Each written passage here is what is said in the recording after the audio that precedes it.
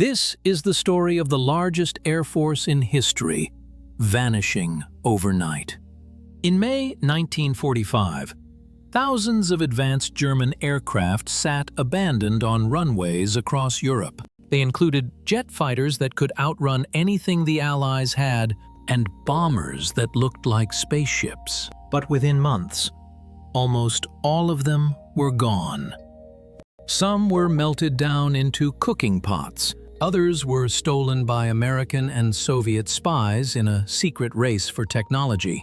And a select few were flown by a brave group of pilots who risked their lives to test machines that were rigged to explode. Here is what really happened to the Luftwaffe's planes after World War II.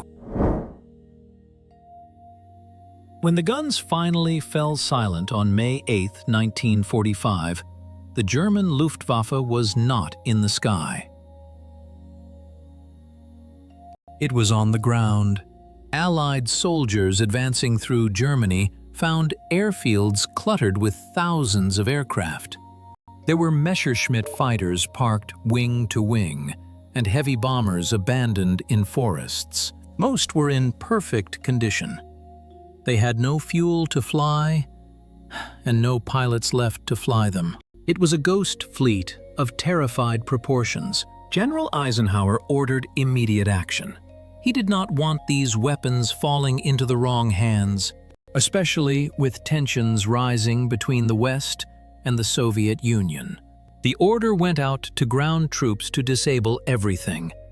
Soldiers smashed cockpits with hammers and used tanks to crush wings. But amidst this destruction, intelligence officers were frantically searching for specific shapes in the wreckage.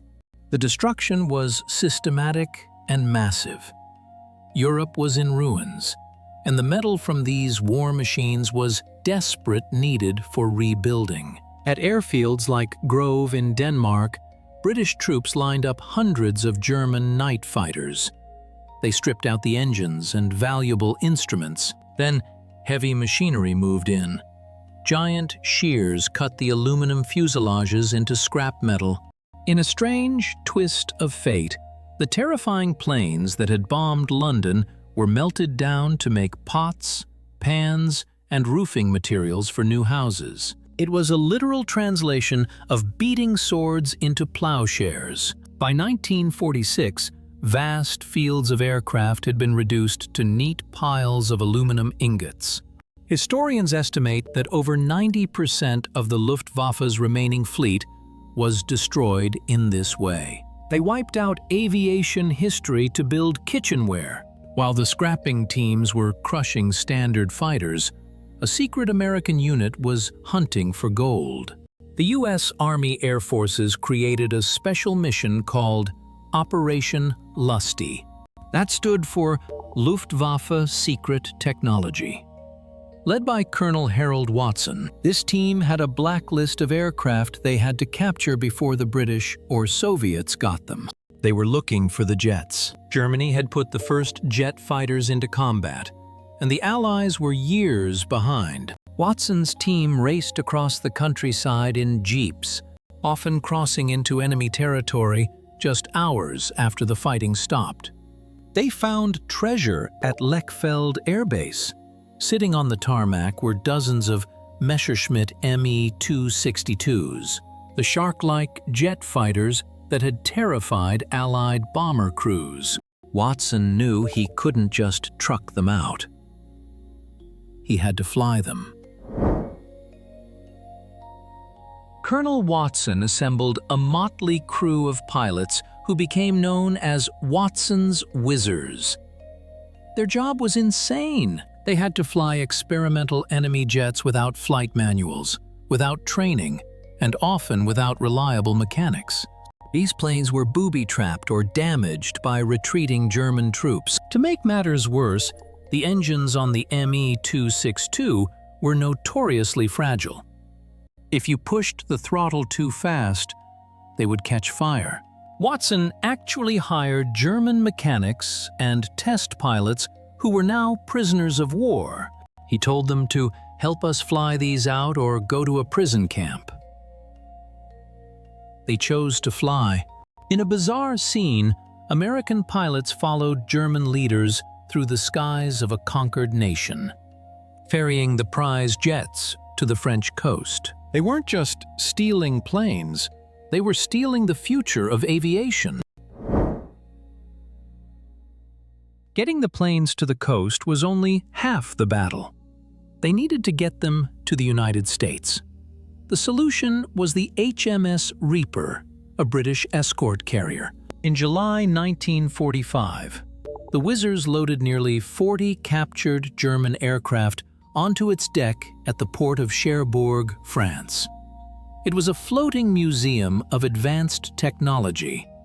The cargo included 10 Me-262 jets, the Arado 234 jet bomber, and several propeller fighters. They shrink-wrapped the planes in plastic to protect them from the salt spray. As the Reaper crossed the Atlantic, it carried the blueprints for the next 50 years of American air power. But not every ship was so lucky.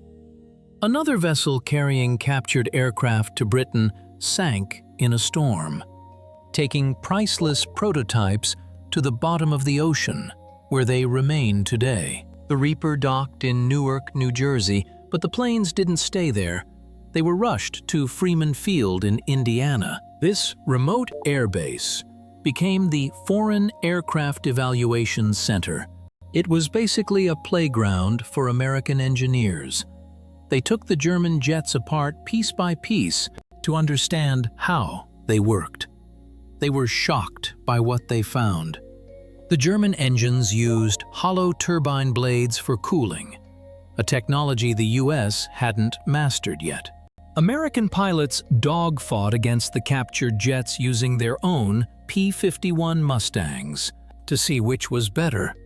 The results were frightening.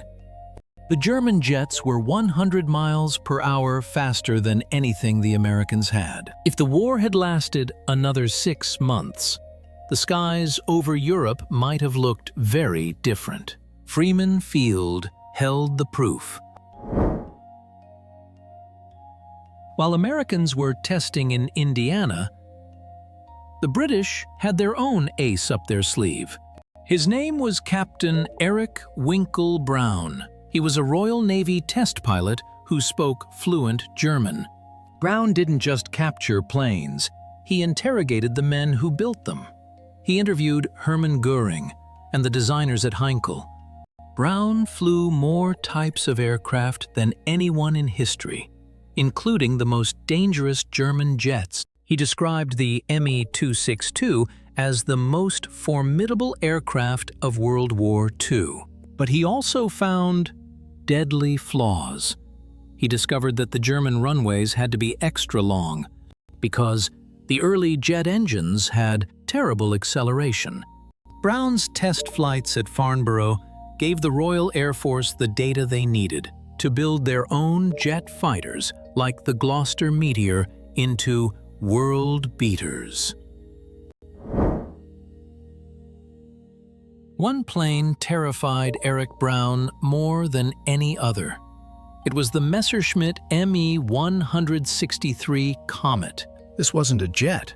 It was a rocket. It didn't have landing gear. It took off on a trolley and landed on a wooden skid.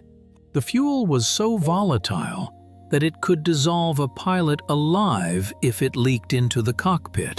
Brown watched a ground crew member die just by touching a fuel spill. Yet, the Allies tested it anyway. They needed to understand its rocket engine. They towed the comets into the air as gliders because fueling them was too dangerous. The data from this suicidal little plane helped engineers understand high-speed aerodynamics, even though the plane itself was a total failure as a weapon. The most shocking discovery was found in a roadside ditch. It was the Horten Ho 229. It looked like a boomerang made of wood and glue. It had no tail and no fuselage. It was a pure flying wing. The US troops who found it had never seen anything like it. They crated up the prototype and shipped it to America. For decades, it sat in a warehouse, a curiosity. But in 2008, engineers at Northrop Grumman, the company that builds the B-2 Spirit stealth bomber, decided to test it. They built a full-scale replica and blasted it with radar waves. The results were chilling. The wooden construction and unique shape gave it a small radar signature. It was the world's first stealth fighter, designed in 1944. It is now a star exhibit at the Smithsonian. The Soviet Union took a different approach. They didn't just want the machines, they wanted the men who made them. In October 1946, the Soviet secret police launched Operation Lusty.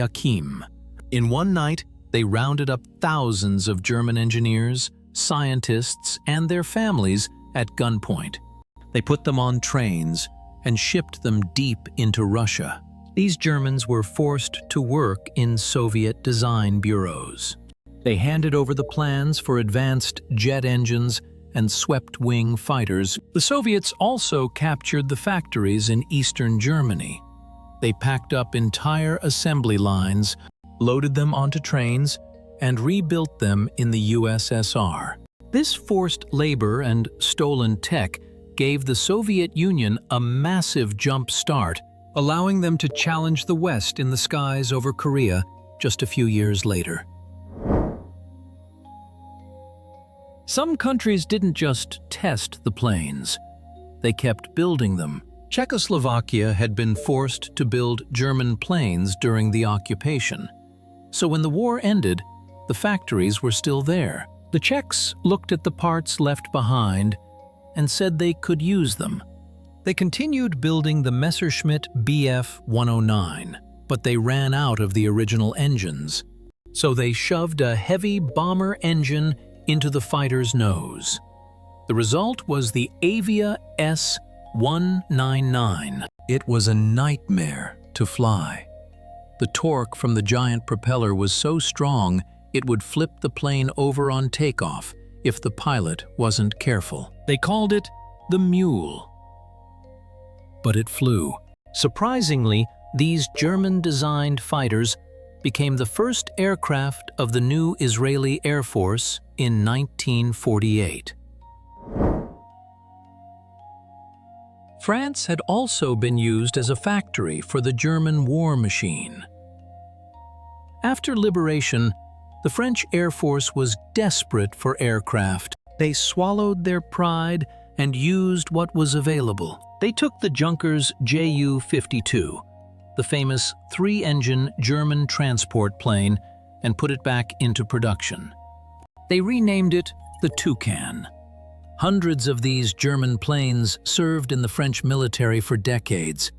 They hauled cargo in Indochina and Algeria, fighting wars for France long after the Nazis were gone. The French also operated captured Panther tanks and German night fighters. For a few years in the late 1940s, the French Air Force looked suspiciously like the Luftwaffe they had just defeated. It was a marriage of necessity that kept their military alive. The legacy of the Luftwaffe didn't disappear. It just changed shape. In 1947, the United States released the F-86 Sabre, its first great jet fighter. At the same time, the Soviets unveiled the MiG-15. If you look at them, they look like brothers. Both have swept wings. Both have a single intake in the nose. And both owe their existence to German research. The American engineers at North American Aviation admitted they accessed German data on swept wings, just in time to redesign the Sabre. The Soviet MiG used an engine that was a direct copy of a British design, but its airframe was heavily influenced by the German TA-183 project. When these two planes met in combat over Korea, it was essentially a battle between two different branches of the Luftwaffe's family tree. Not every plane made it to a museum or a smelting pot. Some were simply buried. At Freeman Field in Indiana, once the testing was done in 1946, the Air Force had a problem. They had tons of captured equipment they didn't want to ship back, so they dug trenches. Mechanics shoved engines, propellers, and even entire fuselages into the holes, and covered them with dirt. For 50 years they lay there, forgotten. In recent years, excavation teams have started digging them up. They found crushed Focke-Wulf wings and rusted Junkers engines still bearing their original paint. It is an archaeological dig of modern warfare, proving that the easiest way to get rid of a secret was often just to bury it. Today, only a handful of these machines remain. The Smithsonian's Udvar Hazy Center in Virginia holds the last surviving Arado jet bomber and the only Horton flying wing. The National Museum of the U.S. Air Force in Ohio has a pristine ME-262. In the UK, the RAF Museum displays the trophies Eric Brown helped capture. These planes are no longer weapons of war. They are quiet artifacts. People walk around them, marveling at the strange camouflage and the primitive cockpits. It is hard to imagine that these silent metal shells were once the most feared objects in the sky. They are the last physical proof of a technological leap that cost millions of lives and changed the world forever.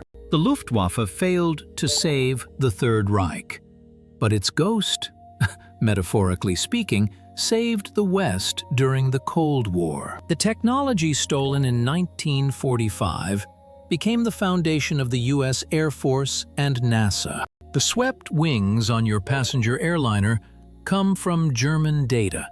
The ejection seat that saves pilots was a German design. Even the shape of modern stealth bombers can be traced back to the wooden wings found in that roadside ditch. The planes themselves were scrapped or buried, but their DNA is in every aircraft that flies today. The vanished fleet didn't really disappear. It just evolved, and we have been flying in its shadow ever since. The hunt for the Luftwaffe's secrets was one of the greatest intelligence heists in history. It turned enemies into assets and scrap metal into space-age technology. Today, we look at these strange aircraft in museums and see the moment where the propeller age died and the jet age was born.